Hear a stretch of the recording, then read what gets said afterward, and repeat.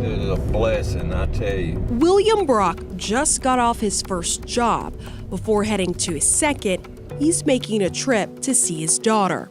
The toddler is not at home. She's in the custody of Georgia Division of Family and Children's Services, DFACS. She's a bright, beautiful young little girl, and she wants to come home. She really doesn't understand what's going on. She asks a lot of questions, but it's hard to explain to a 3-year-old. Hard to explain why they only have 2-hour state supervised visits. Part of your case plan to get her back in your custody is sobriety and random drug screens. Yes, ma'am.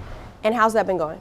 Well, it hadn't been going good. It goes back to William's criminal history. He lost child custody in Floyd County. He was on drugs. He went to prison on drug charges. The 59-year-old admits the past addiction, but says the state conviction turned his life around. The sentence included living in a facility for substance abuse and treatment. It's anger management, parenting, criminal addictive thinking.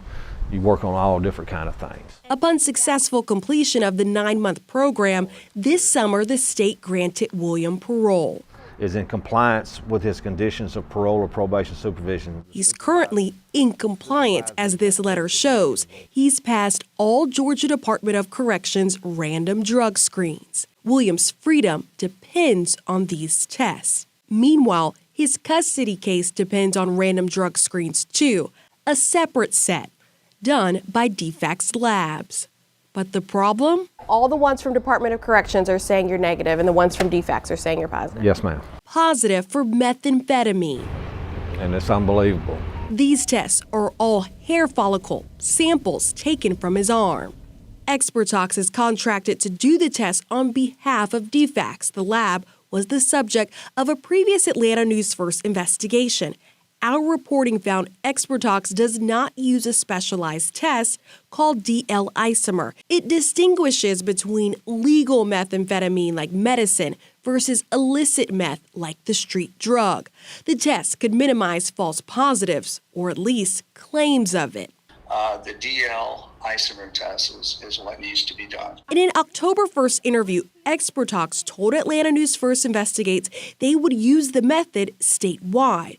However, it seems as if the company has not, at least in Williams' case. The lab writing this disclosure statement in his November positive result. The DL isomer test for methamphetamine was not performed. As a result, Expertox Inc. was unable to distinguish between illicit and non-illicit forms of methamphetamine in this sample. Yes, they're still in my sobriety.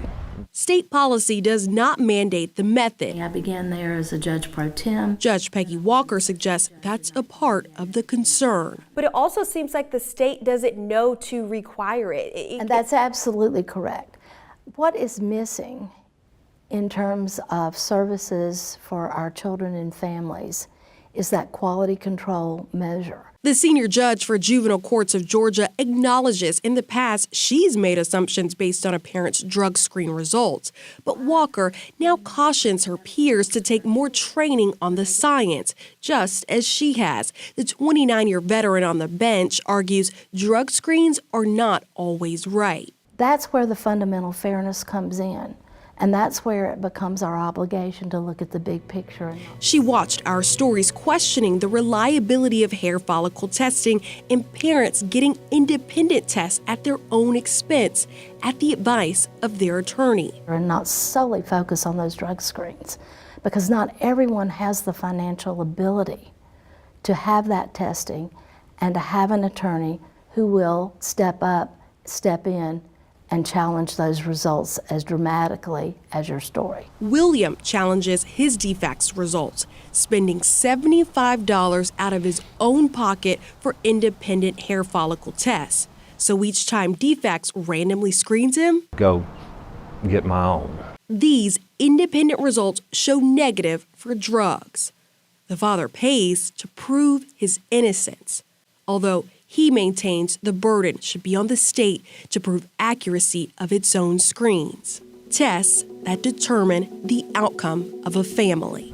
And it's just heartbreaking, for her to have to go through this. But I'm doing what I'm supposed to do.